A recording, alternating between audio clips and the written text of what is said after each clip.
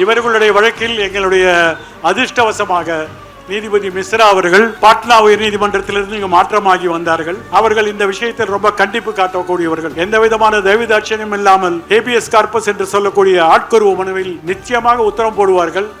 இந்த கதை, இந்த திரைக்கதை, இந்த படத்தில் உண்மையான கதாநாயகன் நீதிபதி மிஸ்ரா என்பதை நீங்கள் தெரிந்து கொள்ள வேண்டும். நீதிபதி மிஸ்ரா அவர்கள் இந்த படம் வெளியான பிறகு நான் அவருக்கு மரியாதை செலுத்துவதற்காக பாட்னாவுக்கு சென்று அவருடைய மனைவி, ஏனென்றால் அவர் காலம் தவறிவிட்டார், அவருடைய மனைவியிடம் நான் சொன்னேன், இந்த கதை, இந்த படம் உண்மை என்று சொன்னால் உங்கள் கணவருடைய கொடுத்த தீர்ப்பு, நீதிபதிகள் தீர்ப்பு தான் பெரும்பான்மையான நீதியை நிலைநாட்டுகிறது. அப்படிப்பட்ட நீதிபதிகள் நமக்கு மேலும் வேண்டும் என்பதுதான் உண்மையை ஒழிய இதில் நான் ஒரு தனிப்பட்ட முறையில் ஏதோ சாதித்து விட்டதாக நீங்கள் நினைக்க வேண்டாம்.